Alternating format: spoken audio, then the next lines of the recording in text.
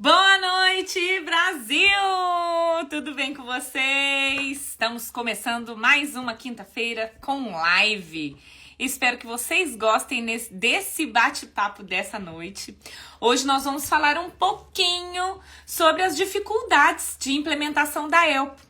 Então, eu tenho andado por alguns hospitais no Brasil, realizando treinamentos, algumas palestras que eu dou, que eu converso muito com os profissionais da prática, e eu tenho visto muitas dúvidas com relação a esse processo.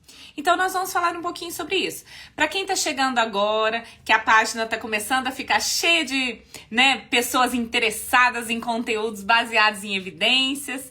Então, eu gostaria só de me apresentar que eu sou a professora Camila, eu desenvolvi a ELPO no meu doutorado. A ELPO é uma escala de avaliação de riscos para o desenvolvimento de lesões decorrentes do posicionamento. Então, por meio dela, nós conseguimos identificar quem é aquele paciente em risco para que a gente possa implementar uma ação de cuidado. Então, implantar a ELPO no seu hospital é simplesmente implantar uma forma de avaliar o risco e, consequentemente, ter uma estratégia para aquele paciente que está em risco, né? Você não pode simplesmente colocar mais um número do protocolo, mais um número no prontuário do paciente que não vai funcionar. E esse número, embasado em evidências, vai ter que te dar um norte para o que você vai fazer. E aí eu te pergunto, o que você vai fazer? Então, essa noite vai ser um bate-papo comigo mesma de novo, porque agora nós iniciamos a certificação ELPO, temos muitos alunos que já estão no nosso curso e eu gostaria de dar mais dicas até para você que se interessou e de repente não entrou na turma, mas que numa próxima oportunidade poderá participar conosco, para que você tenha dicas do que fazer nas dificuldades dos processos de implementação de protocolos de cuidados. Nesse caso, nós vamos falar sobre a implementação dos cuidados relacionados ao posicionamento, com a associação do score da ELPO, certo? Então, eu tô vendo algumas pessoas aqui, muito obrigada pela presença de vocês, espero que nós possamos ter um bate-papo. Se você tem dúvidas, por favor, me coloque aqui para que a gente possa esclarecer todas as suas dúvidas. E eu vou começar contando para vocês. Então, eu defendi a minha tese da ELPO em fevereiro de 2014. E em 2016 que nós começamos a fazer o trabalho de divulgação nos hospitais, porque foi quando apareceu a primeira publicação disponível para que as pessoas pudessem localizar nas buscas da literatura e tudo mais. Então, algumas enfermeiras, alguns pesquisadores encontraram o nosso estudo publicado e começaram a entrar em contato. Então, nós fomos fazendo esse trabalho de formiguinha. E neste contexto, nós já temos mais de 500 hospitais que utilizam a ELPO.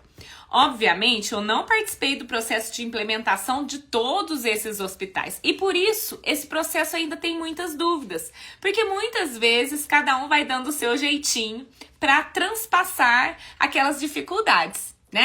Então, nesse sentido, o objetivo de hoje é justamente ter essa noção.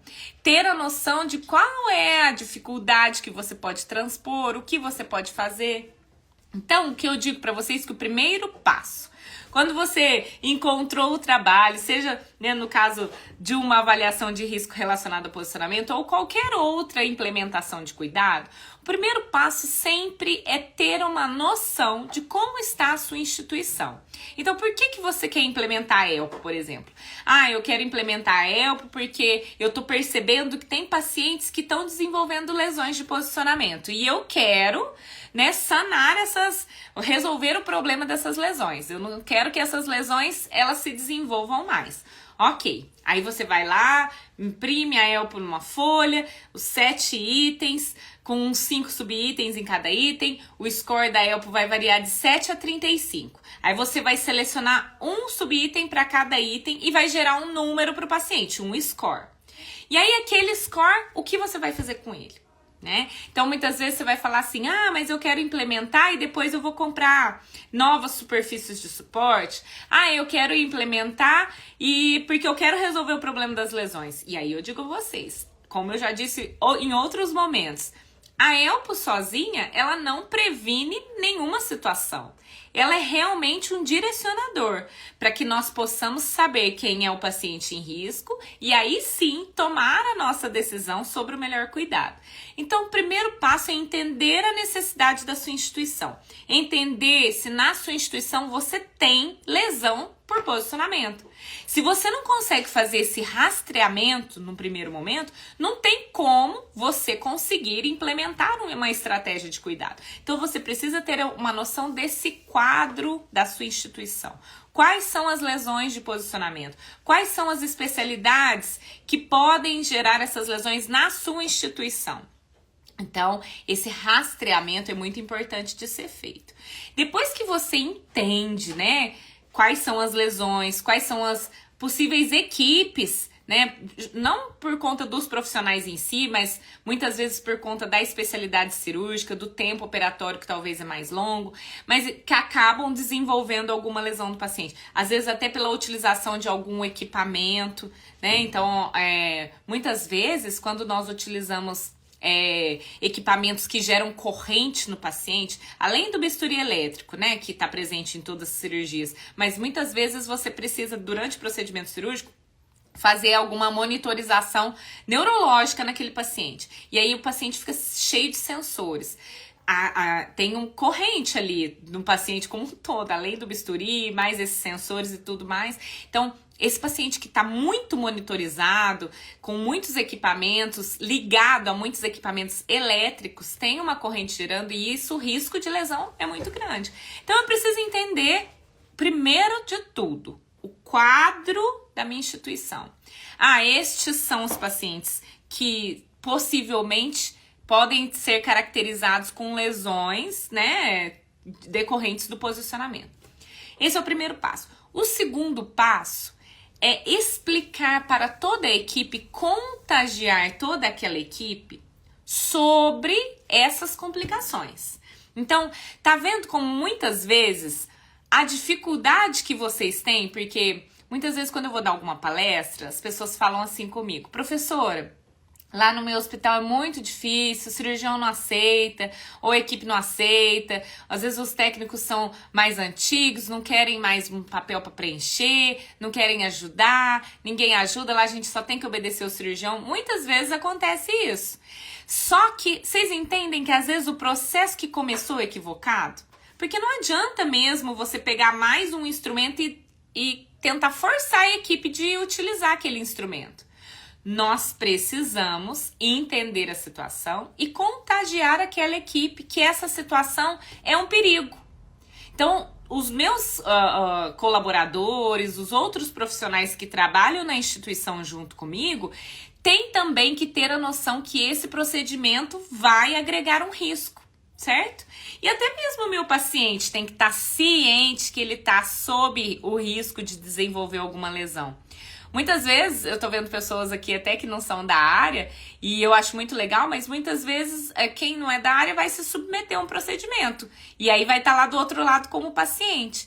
E precisa ter a certeza de que o profissional que irá cuidar seja o profissional, né, mais apto para isso, que esteja ciente de todos os riscos e do que fazer quando você mesmo que vai submeter a cirurgia está com esse risco. Bom, depois que você entende esse quadro e contagia as pessoas, e aí eu recomendo, né, uma dificuldade, né, que é essa para contagiar as pessoas, é justamente começar a realizar treinamentos, começar a realizar reuniões com as diversas especialidades, com os cirurgiões, com os residentes, com anestesiologistas, com a equipe multiprofissional juntas, com os técnicos, com os instrumentadores, com os outros enfermeiros, e de grão em grão você vai tentando fazer com que todo mundo tenha o mesmo raciocínio. Depois que você já tem esse raciocínio embutido em todo mundo, colocar uma forma que facilite com que todos saibam quem é o paciente em risco fica muito mais fácil. Então, a primeira grande dica é essa.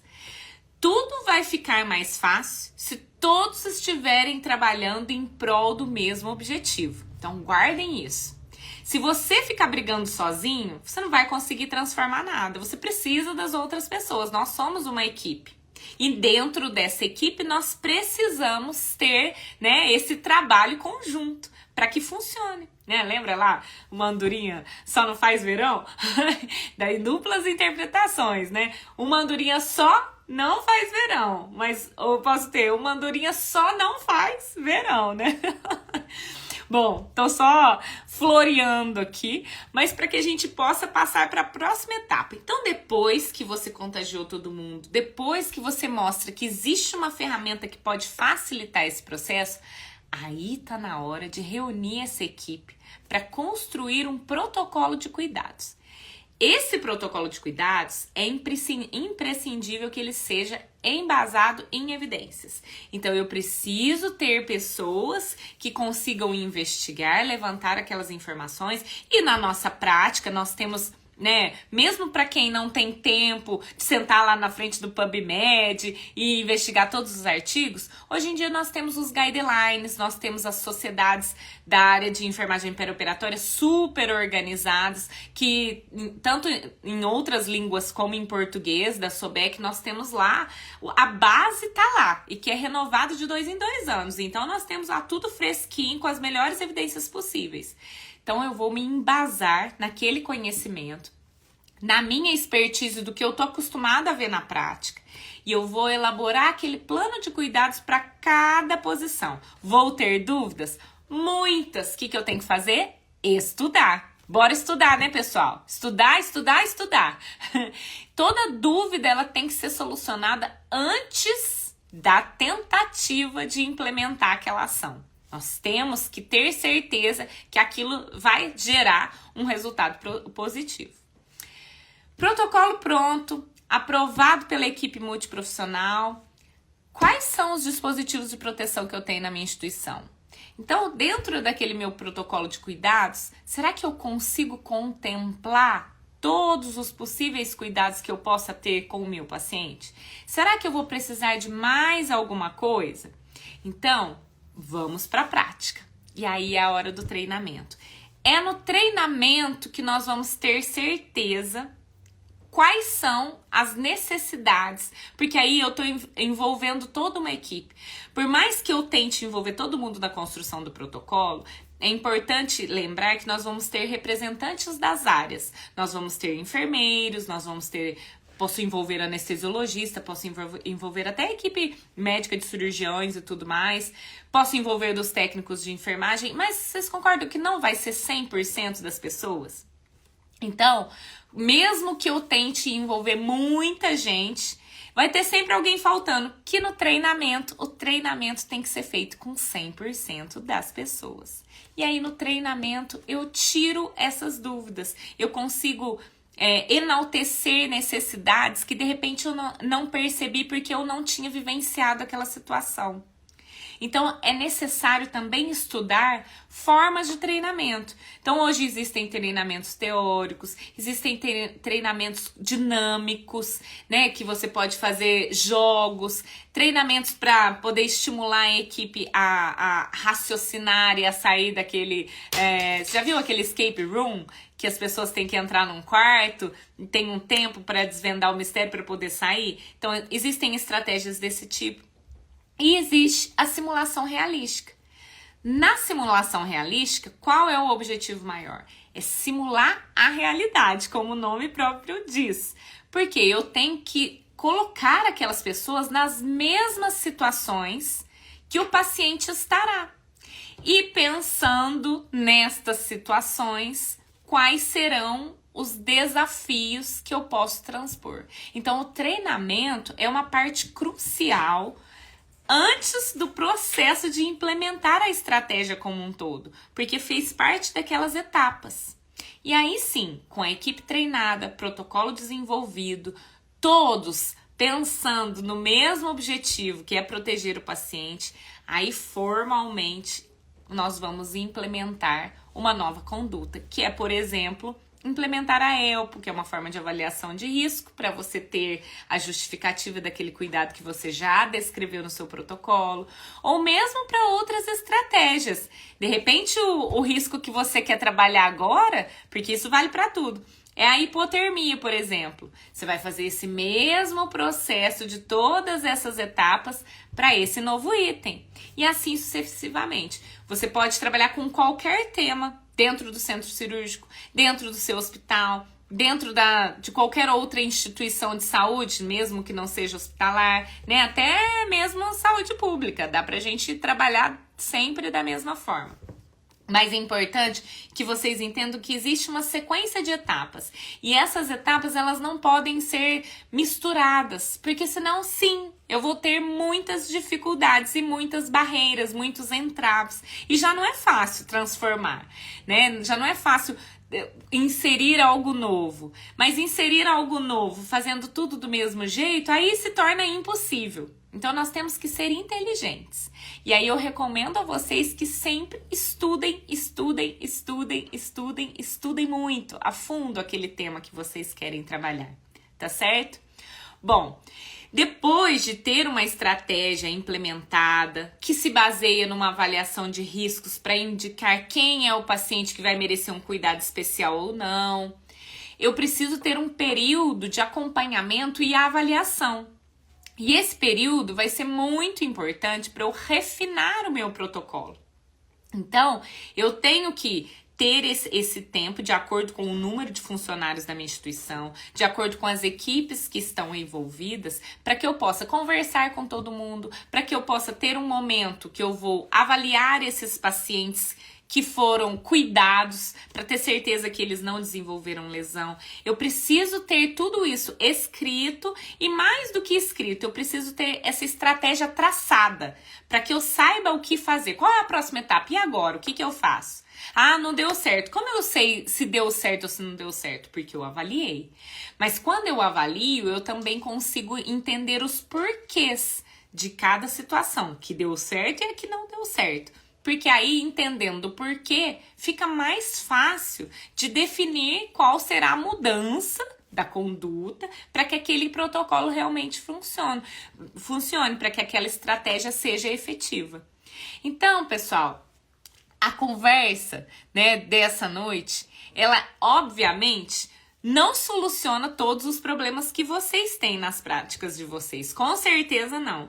Mas eu gostaria só de deixar bem claro para todos que o fato de vocês estarem sempre muito conscientes e embasados, vocês ganham um respeito enorme da equipe de vocês. E aquela dificuldade que eu sempre ouço quando eu vou ministrar algum curso, alguma palestra, da pessoa falar, lá na minha instituição é muito difícil, não sei o que tem, eu consigo transpor. Então, vocês têm que ter essa consciência. Você consegue fazer tudo o que você quiser. Basta ter vontade. Mas também, além da vontade, basta ter a estratégia correta. Certo? Bom, eu tô vendo agora que, né, já quase 20 minutos aqui falando, discursando para vocês, que já temos algumas pessoas aqui comigo. E eu gostaria de saber, né, tô vendo aqui pessoas que já estão fazendo a certificação, que legal, e que estão gostando, né? Que tá gostando muito do conteúdo. Obrigada, que bom que você tá gostando, foi preparado com muito carinho. E eu queria saber de vocês, quem tem dúvidas com relação a esse processo, tanto de implementação da ELPO, como de alguma estratégia nova, algum conteúdo novo no seu contexto de trabalho que você deseja inserir. E dentro da minha expertise, eu vou tentar ajudar vocês aqui. Quando fomos para as aulas práticas, era impossível não lembrar da ELPO na aula. Obrigada! Mas além de lembrar da ELPO, eu gostaria que vocês lembrassem que os atores sensacionais da ação e que realmente protegem os pacientes, que são a redoma do paciente, que eu sempre falo, que vão proteger o paciente, garantir o cuidado efetivo, é o enfermeiro, que tá ali implementando o cuidado. Então, a ELPO é só uma ferramenta que vai ajudar nesse processo, né? Mas, na verdade, o ator da ação é você.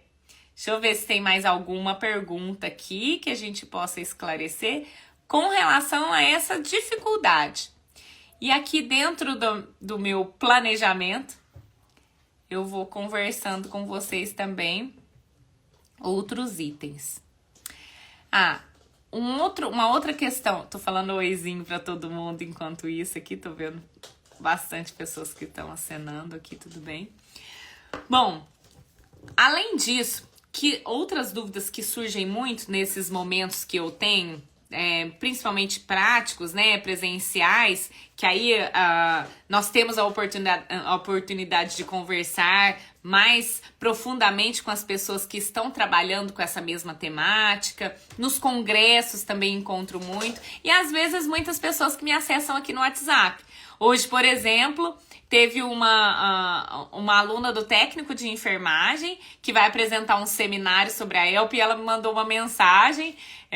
Eu acredito que deve ter sido o professor dela que deu meu telefone, alguma coisa, ela encontrou na internet e eu não a conhecia antes.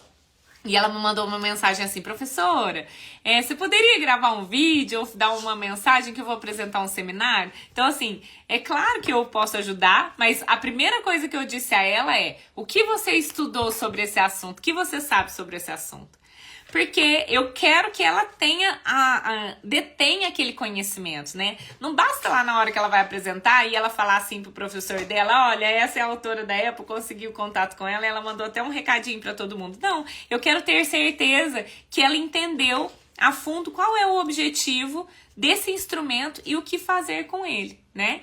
Então, é muito, muito, muito importante sempre estudar muito. Outra coisa, sobre as superfícies de suporte, né, que eu tenho sempre nesses momentos que eu ia falar, que as pessoas me perguntam, né? Então, nunca sabe, qual é a melhor superfície de suporte, como que eu cuido melhor do meu paciente, o que eu posso fazer para melhorar o cuidado, etc. Então, de novo eu digo, e guardem essa frase, segunda dica maravilhosa da noite. Não existe a melhor superfície de suporte. Não existe. O que existe é a melhor superfície de suporte para o seu paciente. O seu paciente tem necessidades específicas. E às vezes, o que a literatura nos mostra naquele momento que é o melhor dos mundos, por algum motivo para aquele seu paciente pode não ser o melhor dos mundos. Então, a implementação de qualquer estratégia embasada em evidências, então a prática baseada em evidências, ela tem a premissa de elencar a melhor evidência disponível. Então as evidências disponíveis científicas, elas são extremamente importantes, mas eu tenho que associar isso com a minha expertise profissional, o meu conhecimento, é imprescindível eu ter esse conhecimento, e as necessidades do paciente. Então essa tríade garante a implementação do cuidado correto e do melhor cuidado para o seu paciente. Então, isso vocês têm que ter, assim, em mente, tá? Agora eu tô vendo aqui, antes de eu passar para a próxima dúvida que normalmente me ocorre, mas aqui tem uma pergunta. Amanda, quando você implantou a ELPO, você tinha algum indicador de qualidade para observar as melhorias que você aplicava em todos os pacientes ou somente em um grupo selecionado? Amanda, excelente pergunta. Tava aqui no meu script que sim, é uma dúvida muito frequente. Então, assim, a ELPO, ela é um instrumento que foi fruto da minha tese de doutorado, que ela é gratuito e ela não é restrita a nenhum hospital. Então, ela é gratuita, todo mundo pode utilizar, ela é um conhecimento científico para o mundo, né? E basta referenciar, obviamente, né? Se você pede também a autorização, é bom que tenha alguns desdobramentos com relação a isso, porque você fica com mais contato, inclusive para transpor essas dúvidas e tudo mais. Mas o que eu quero dizer com isso é que ela não é restrita a algum hospital. Então, nesse processo de implementação, de implantação que você mencionou, eu já auxiliei em vários contextos. Então, por exemplo, o primeiro hospital que começou a utilizar foi a ACD, nós já implementamos no INTO, que são grandes hospitais de ortopedia públicos, né, do SUS. Nós também temos hospitais pediátricos que acabaram implementando, temos hospitais privados que têm altos cuidados muito além de cuidados complexos, mas materiais complexos para tratar desses pacientes. Então, que a forma de condução às vezes difere um pouco, porque o tipo da população é diferente. As regiões do Brasil, o Brasil é muito grande, né? Então tem hospitais lá do Piauí, como tem em Fortaleza, como tem lá em Porto Alegre, como tem em São Paulo, em Minas Gerais. Então tem no Brasil inteiro. E a nossa cultura é diferente, as rotinas rotinas, apesar de dentro do centro cirúrgico ser um setor fechado, com rotinas muito bem estabelecidas, né, nós temos diferenças culturais que podem, né, gerar diferenças nesse processo de implantação. Então, esse é o primeiro ponto, que não é universal esse processo de implantação para todos os cenários. Nós precisamos ter aquele retrato primeiramente. E você tocou num ponto legal, Amanda, que é ter um indicador de qualidade para observar não só a melhoria, mas num primeiro momento, um indicador para observar a complicação. Então, por exemplo, a incidência de lesão por pressão relacionada ao posicionamento é um indicador negativo da qualidade da assistência. Então, nós não queremos que tenha uma incidência alta, porque isso indica que a assistência está falha em algum momento, alguma coisa precisa ser melhorada, certo? Esse indicador é muito importante. Não só da lesão por pressão, mas eu posso, na minha instituição, de repente, ter outros indicadores. Então, por exemplo, eu posso gerar um dado sobre a dor que o paciente tem no pós-operatório, que é relacionado ao posicionamento. Então, por exemplo, às vezes eu tenho muitos pacientes na minha instituição que fazem cirurgia na posição sentada e eu tô percebendo que a maioria tá ficando com formigamento nos dedos, ou tá ficando com dor nos cotovelos, ou tá ficando com os braços cansados, pesados, com dor nos braços. Isso são lesões neurológicas e musculares relacionadas com a posição dos braços nas braçadeiras enquanto o paciente está na posição sentada. Então, um indicador importante não é só um indicador da parte boa, mas sim um indicador de complicações, né? Dados relacionados às complicações. Depois disso, depois que eu entendi isso e que eu cumpri todas as etapas do processo de implantação, tudo mais, vou chegar na sua segunda pergunta ainda, mas só para cumprir a primeira, eu preciso de um indicador de qualidade, sim. E esse indicador de qualidade que vai me dizer se a minha assistência está isenta de eventos adversos. Isso é muito importante. Então, eu tenho que ter esse comparativo. Saber como era antes, para que depois da implementação de alguma estratégia, eu tenha esse dado de como está depois. Entendeu? Então, sim, é muito importante ter esse indicador, ter esse dado. Mesmo que eu não tenha, como que eu faço indicador? Tem um curso muito legal por aí que ensina isso. Mas, além disso, você tem que estudar, você tem que buscar esse conhecimento. Não sei fazer indicador, mas você precisa ter, pelo menos em mente, que você tem que ter esse dado. Qual é a complicação que acontece? Quanto que acontece? De 100% das cirurgias, quantos pacientes que saem com dor nos braços? Quantos pacientes que saem lesão no queixo? Quantos pacientes que saem com dor na face porque ficou lá na posição prona? Eu tenho que ter essa informação. Isso é muito importante, certo? E aí sim, o dado do indicador de qualidade da assistência, dessa isenção, né, da ausência de eventos adversos, também como comparativo no final, no teu processo de avaliação, vai comprovar que aquela ação foi efetiva.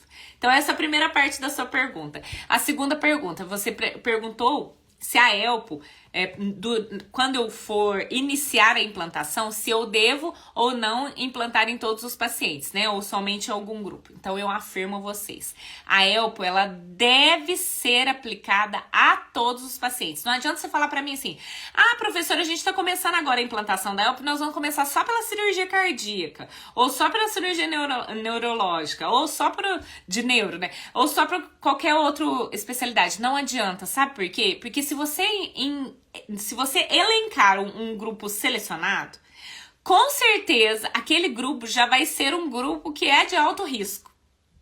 E você só vai comprovar uma ação que você já sabia. Qual que é um grande gap? Qual que é uma grande sacada da Elpo, que é muito importante e que durante aquele segundo passo lá que eu contei pra vocês, que é de contagiar a equipe, fazer com que todos entendam as complicações e entendam como é importante prevenir essas complicações, é entender que o nosso achismo, muitas vezes, ele nos leva a proteger ou até cuidar melhor daquele paciente que nós achamos que é o paciente de maior risco. Mas não necessariamente aquele paciente que nós achamos que tem o maior risco é o paciente que vai desenvolver lesão. Porque esse paciente da cirurgia que é complexa, nós já temos um instinto protetor que vai querer proteger melhor, mesmo que no final das contas não desse lá pela ELPA ou por qualquer outro instrumento um alto risco, a gente fala assim, não, mas vai dar sim, não, eu vou ter que proteger aqui, porque o nosso instinto vai fazer isso. Mas sabe qual que é o problema? O problema é aquele paciente rígido, aquele paciente que não tem comorbidades, aquele paciente que no primeiro momento ele é subjulgado porque a cirurgia dele é rápida. Então, associar os fatores de riscos muitas vezes mostra para nós, durante esse processo de avaliação, que um paciente que num primeiro momento nós julgaríamos como um paciente que não tinha alto risco, é o que tem, e é o que vai desenvolver lesão. Ó, para vocês terem uma noção, uma vez nós fomos fazer um processo de implantação, na verdade não era nem um processo de implantação, nós começamos fazendo um trabalho científico que seria, né, essa estratégia de implantação. Era um hospital de grande porte, privado, de uma grande cidade brasileira. Lá eles tinham inúmeros recursos de proteção e, a princípio, um protocolo de cuidados de posicionamento que poderia ser julgado, se você só pegasse a descrição daqueles cuidados, como um protocolo espetacular, sensacional. Nossa, aqui eles cobrem tudo. Não, impossível ter lesão de posicionamento aqui. Aí, o que aconteceu? Primeiro passo, então eu sentei com as enfermeiras e nós falamos, vamos investigar as complicações antes disso. E nós, depois dessa investigação, nós conseguimos evidenciar que 5% daqueles pacientes, mesmo com todos aqueles cuidados super plus, estavam desenvolvendo complicações relacionadas ao posicionamento. E aí nós fomos olhar quem eram aqueles pacientes. E na maioria das vezes, eram pacientes que nós julgaríamos como pacientes de baixo risco. Porque eram pacientes que, no primeiro momento, não tinham nenhum problema que te chamava atenção para querer proteger melhor, ou colocar alguma proteção que poderia, de repente, até agregar algum custo àquele procedimento. Depois que nós inserimos o processo de avaliação por meio da ELPO, esses pacientes que num primeiro momento foram subjulgados e foram os que apareceram, tiveram a oportunidade de ser protegidos. E uma segunda avaliação, nós vimos que nenhum paciente desenvolveu complicação. Esse dado, para mim, é o mais sensacional. Então, por isso, eu afirmo a vocês, num processo de implementação de uma nova estratégia, você deve seguir todas as etapas sem pular nenhuma. Não basta só escolher um grupo de pacientes, implementar todos os cuidados naquele e mostrar depois para todo mundo o resultado só daquele nicho. Você tem que fazer isso desde o começo com todo mundo, porque aí sim você vai ter um impacto no indicador de qualidade da assistência da sua instituição. Então, por isso é muito, muito, muito importante, tá? Espero ter respondido a sua pergunta, Amanda, mas esse é um erro muito comum quando a gente só seleciona alguns grupos. Vamos ver aqui, já tô vendo que tem mais perguntas.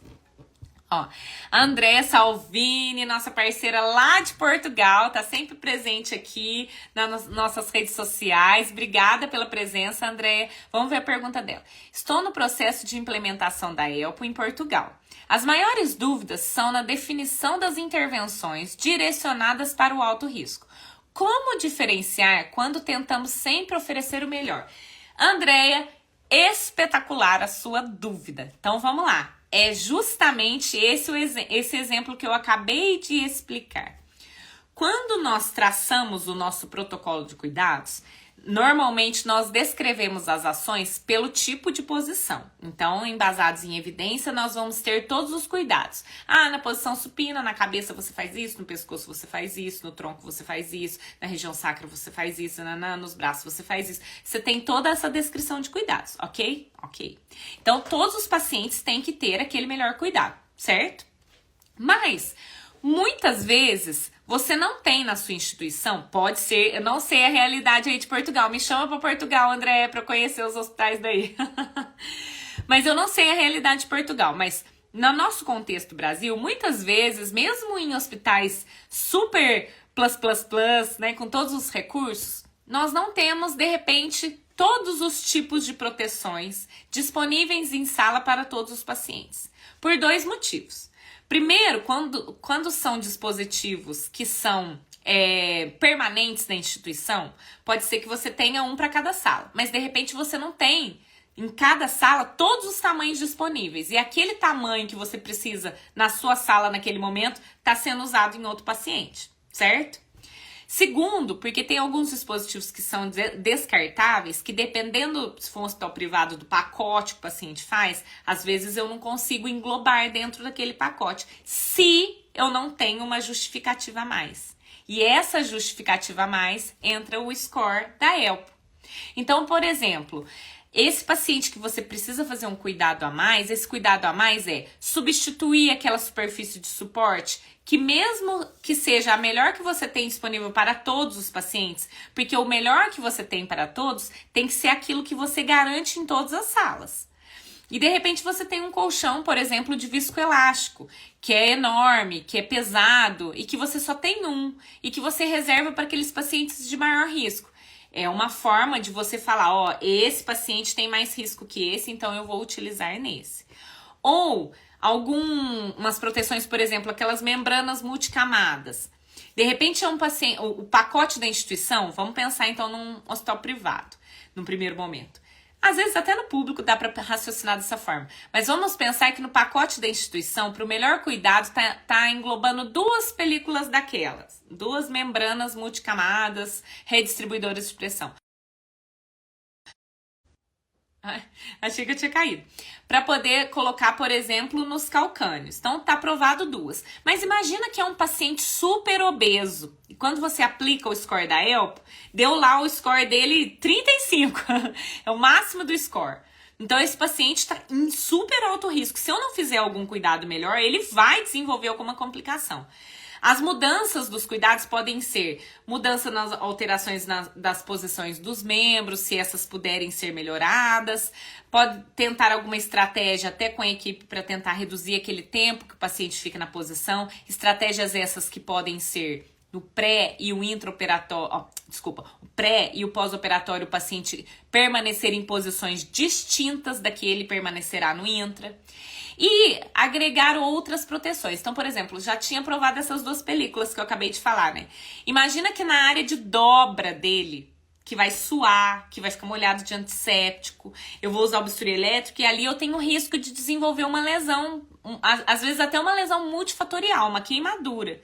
E se eu colocasse aquela membrana que tem silicone e tudo mais, de repente eu impeço a condução e eu impeço essa queimadura de acontecer. Que nesse caso, por conta do peso ali da dobra, né, do tecido subcutâneo que é grande nesse super obeso, ela é uma lesão de posicionamento.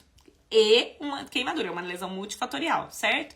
Então, nesse caso, eu posso justificar que esse paciente precisa usar, por exemplo, 5 películas daquela, ou 5, né, membranas multicamadas e tudo mais. Eu tenho sempre algo mais que eu posso fazer para o paciente e que eu posso justificar esse algo a mais com o score de uma ferramenta baseada em evidência. Então, essa é a intenção.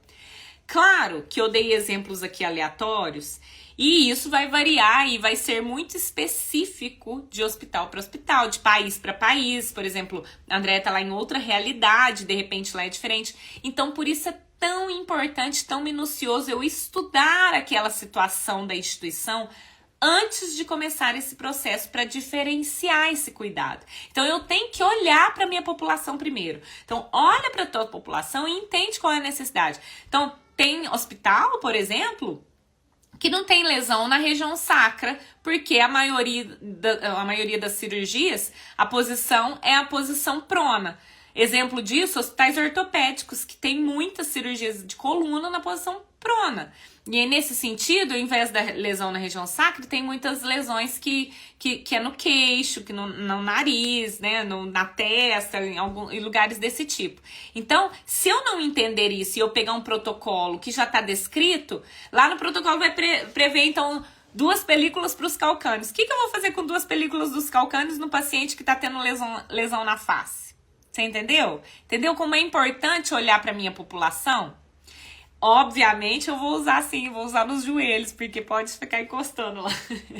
Mas assim, obviamente que eu tenho que entender as diferenças de cada instituição. Mas o que eu tô querendo dizer é que uma dica para sanar essa tua dúvida é olhar para a sua população. Ou melhor, olhar em cada hospital que você vai implementar, porque eu sei que a Andréia vai implementar em muitos hospitais lá de Portugal, qual é a real necessidade.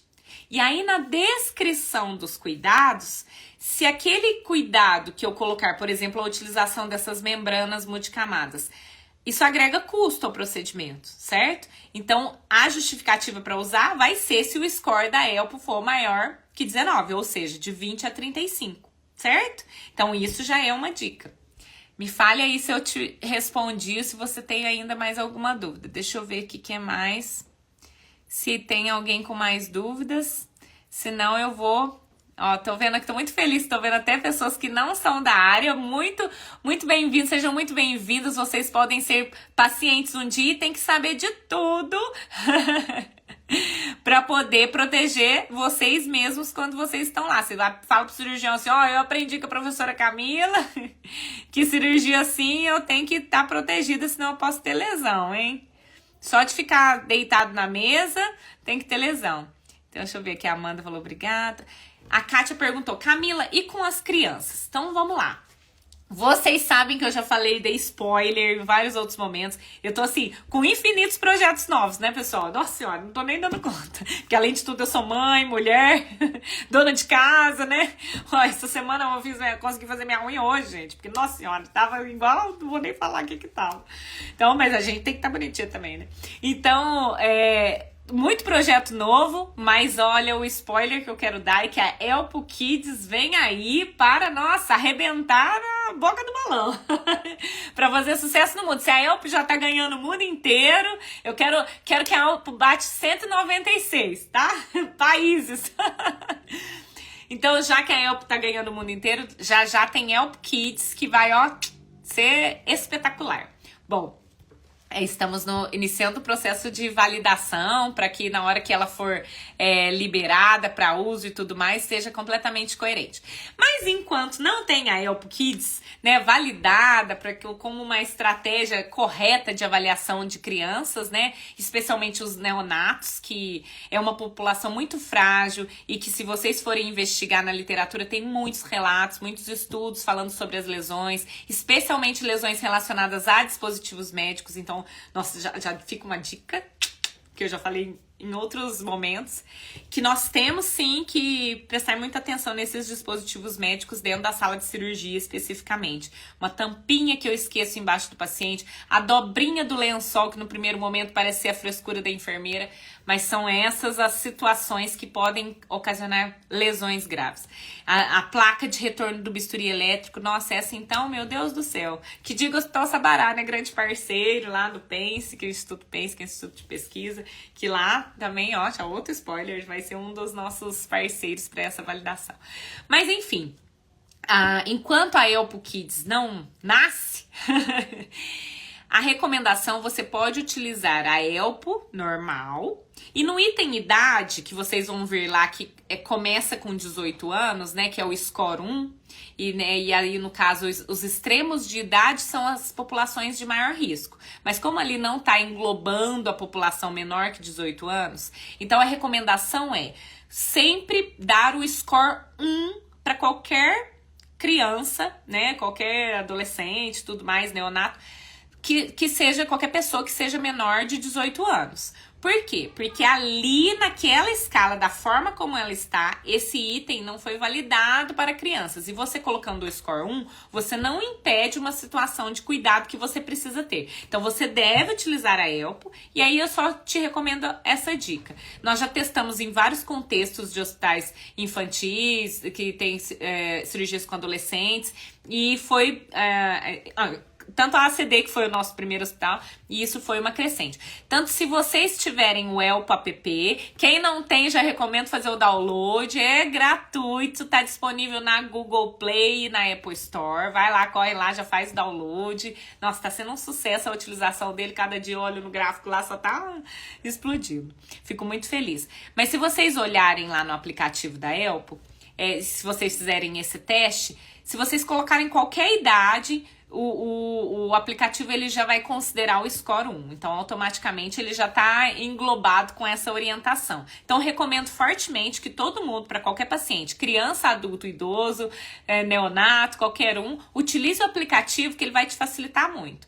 Inclusive, no aplicativo, até, Andréia, para te facilitar, no aplicativo, lá nas recomendações de cuidados, na hora que aparece o desenho da posição, agora não tem jeito de eu mostrar pra vocês, meu celular tá aqui, mas, né, se eu tivesse com o celular aqui pra mostrar, na hora que aparece o desenho da posição, no desenho tem uns maisinhos, umas bolinhas com os maisinhos, na cabeça, no pescoço, no tronco, em várias partes do corpinho ali do desenho, né, do paciente do desenho.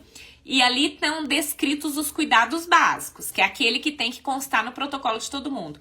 Mas se você olhar no item cuidados especiais, ali naqueles cuidados especiais, tem as situações especiais vinculadas com os itens específicos que você selecionou na avaliação desse paciente aí. Então, por exemplo, eu tô com dúvida nesse paciente aqui que tem alto risco, o que eu posso fazer a mais por ele? Se você tem um aplicativo na sua mão, clica no cuidados especiais, porque ali vai estar a descrição para aquele paciente em específico. Então, ele vai considerar se você clicou no item obesidade, lá no item comorbidades, se você clicou que ele é desnutrido, se você clicou que ele, né, qualquer coisa que você tenha clicado ali no processo de avaliação daqueles itens, porque no item comorbidades no aplicativo, você pode selecionar quantos você quiser. Com o aplicativo, ele é inteligente. Então, ele vai associar sempre o score daquela situação de maior risco, mas é importante você selecionar todas as complicações, ou melhor, todas as comorbidades, porque lá naqueles cuidados especiais vai aparecer essa informação. E vai aparecer informação caso, no caso do seu paciente que é criança, ou tem uma situação especial relacionada à idade, naquela condição, naquela posição, considerando aquele tempo que ele vai ficar com aquela anestesia e tudo mais, vai estar considerado lá nos cuidados especiais. Então, o item cuidados especiais do aplicativo da Elpo é um item que foi assim, ele foi muito bem trabalhado, estudado para poder escrever lá para vocês. Então, nós fizemos todas as combinações possíveis e impossíveis e inimagináveis. Vocês nem imaginam como eu deixei o povo todo doido que me ajudou no processo de construção. Ai, beijo meninos, a minha equipe da Imersive. Deixei eles doidos, porque a gente precisava fazer todas as combinações. Eu fiz todos os testes malucos e impossíveis de situações que poderiam ocorrer. E ainda deixei ali a informação de sugestão ali para você escrever para mim, caso você encontre alguma situação que não foi englobada, para você mandar a sugestão, para que a gente possa acrescentar lá para o próximo usuário conseguir já ter a orientação melhorada. Mas aquilo ali foi escrito embasado em muita prática, em muito estudo e também nessas diversas realidades. Então, já utiliza ali o item cuidados especiais do aplicativo, que já vai te dar muitas dicas do que de especial você deve fazer para esse seu paciente que está sendo avaliado neste momento. Deixa eu falando mais oizinho pra todo mundo aqui. Olha, nossa, eu tenho presenças ilustres aqui. Ó, Marcela, tem que aprender muito com vocês. Olha eu fazendo a live comigo mesmo. Bom, deixa eu ver aqui. Olha, tem um monte de gente legal. Olha. Ai, obrigada, gente, vocês estarem aqui. Eu fico super feliz. Mandem pra mim perguntas que vocês tenham. O que mais que vocês querem saber? Agora o nosso tempo ali, ó, tá acabando. Faltam 11 minutos. Que legal, amo criança. Deixa eu ver. Mesmo, tem mesmo. Deixa eu ver se tem mais algum. É Elpo Kids de criança, viu? Poderia ser Elpo Kids. Elpo de beijo, porque, né? As crianças merecem todos os nossos beijos do mundo. Nossa, inclusive meus pititinhos ali, tadinhos. Eu preciso ir lá agarrar eles já. Deixa eu ver aqui o que mais. Bom, deixa eu ver aqui do meu planejamento se eu tinha mais alguma coisa para falar. Então, nós vamos fazer uma síntese, já que não temos aqui mais perguntas. Se tiver, pode escrever para mim. Eu tava olhando aqui tudo se tinha mais alguma pergunta que ficou para trás, mas qualquer coisa é só escrever para mim, se por acaso eu não vi alguma. Mas só para revisar. Então, nós temos algumas grandes dicas, certo? A primeira grande dica que você deve respeitar as etapas. Então, respeitar as etapas é começar entendendo a necessidade da instituição. Depois, contagiar a equipe.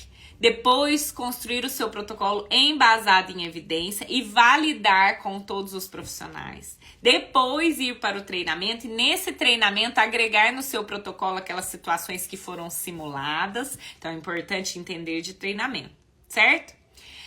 Além disso, é muito importante entender que o seu conhecimento pode garantir o seu respeito na implementação de qualquer nova estratégia. Então, se você faz isso de maneira brilhante com um item, que é, por exemplo, o posicionamento, você pode ter o respeito da sua equipe para você fazer isso com qualquer outro item, porque o caminho das pedras vai ser sempre o mesmo, tá? Então, isso é muito importante. Outra coisa, as superfícies de suporte ou os cuidados especiais, né?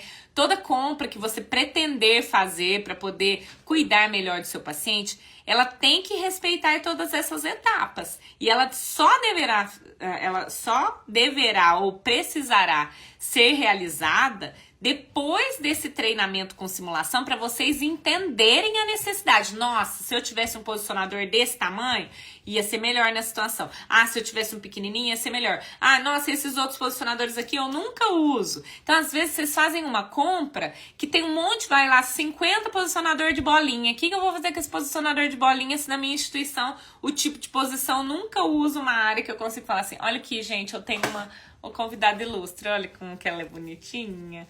Essa é a Melzinha, bonitinha. Eu tô subindo aqui na mesa, gente, eu fico falando. Ela escuta minha voz, acho que eu tô falando com ela, certo? Você tem que, então, respeitar essas etapas e fazer essa sequência certinha. Com certeza isso vai evitar muitas dificuldades que vocês possam ter.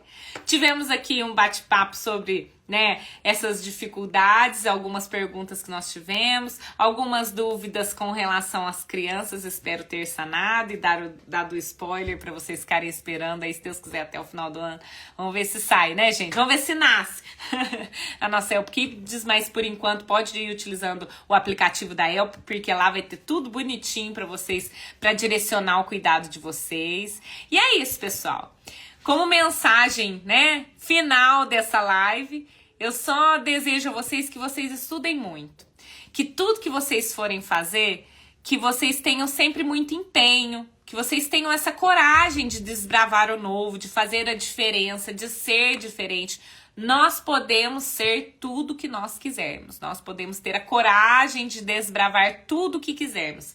Basta dar o primeiro passo. E basta seguir a sequência correta de passos, né, pessoal? Mas é isso. Acho que vou ficando por aqui. Não tenho mais nenhuma dúvida, né? Eu agradeço muito, muito, muito, muito a presença de todos vocês. Espero ter ajudado. E sim, teremos outras lives com temas muito legais. Aguardem, estou preparando convidados que vocês vão falar assim, nossa, que legal. Vocês vão amar. Então acompanhem por aqui. Dé, minha beijo. Então um beijo no coração de todos. Chegou no finalzinho. Todo mundo que tá aqui, viu? Desejo uma ótima noite a todos vocês. Tá bom? E em próximos momentos, guardem as suas perguntas para que nós possamos conversar aqui, tá certo? E até a semana que vem com a nossa próxima live especial. Fiquem ligados na próxima quinta-feira, às 19 horas. E aí vamos ter um tema super especial para vocês. Um beijo. Tchau, tchau.